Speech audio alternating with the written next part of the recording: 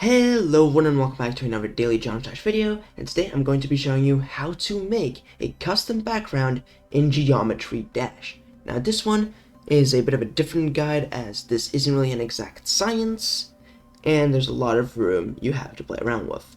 But here I'm just going to do a classic, old style custom background. So I'm just going to make it super obvious by making the background color just completely blank, so we can actually, see what we're supposed to be doing here.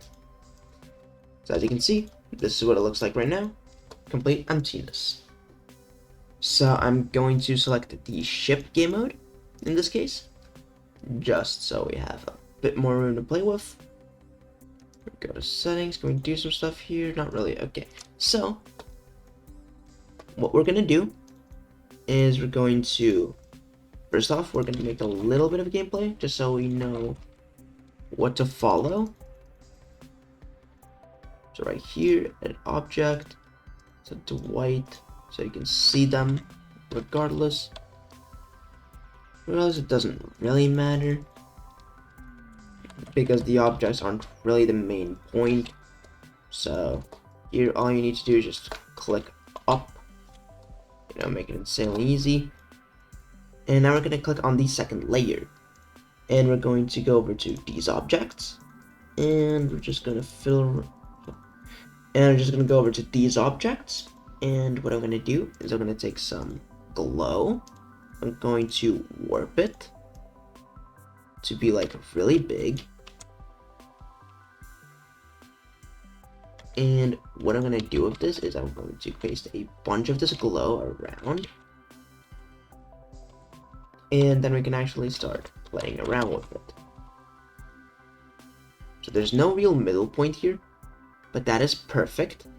What I'm going to do is I'm going to select all three of these, and I'm going to copy and paste them, and rotate them 45 degrees. There we go. And we're going to select them again, copy paste, and 45 degrees. So now we have basically full coverage of a circle.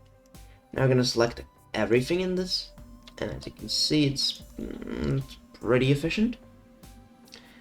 And what we're going to be doing is we're going to add this to a group, which will be 1. Group 1 is just going to be, well, a 0.30% opacity group, so we can see it, but not as much as we would have been able to see it before.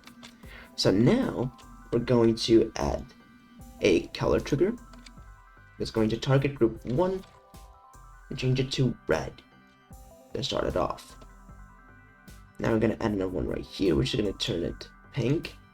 Another one right here, which is going to turn it, well, a brighter pink. Another one over here, and we're just going to go through this entire wheel, and then we're going to copy paste it.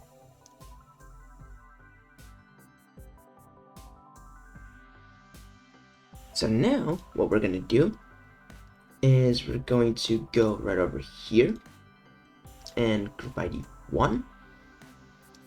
There we go.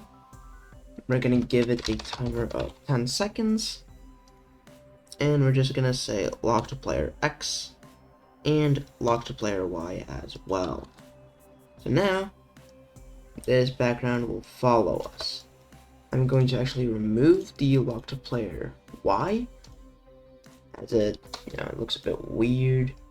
So here we have our background. I'm also gonna copy paste another one here, but what I'm gonna do with this one is I'm just gonna make it a bit smaller than the rest, so there's a bit of empty space.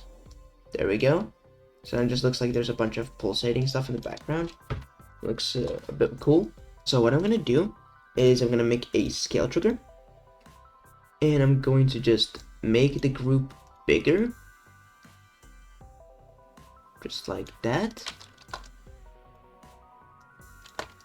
And we're gonna have another one. 1, 2, 3, 4, 5, 6, 7, 8. That's going to make it smaller than it's supposed to be. And now 1, 2, 3, 4, 5, 6, 7, 8. And we're just going to set it back to 1. Now we're going to set all of these to take 3 seconds.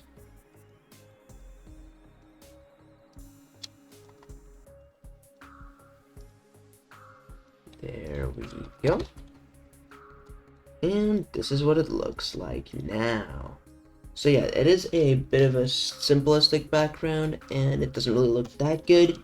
It can obviously be improved, it can obviously look better, but that is how to make a custom background in Geometry Dash. So if you want to see more videos just like this one, don't forget to like and subscribe and turn on notifications, and I'll see you in the next one. Bye!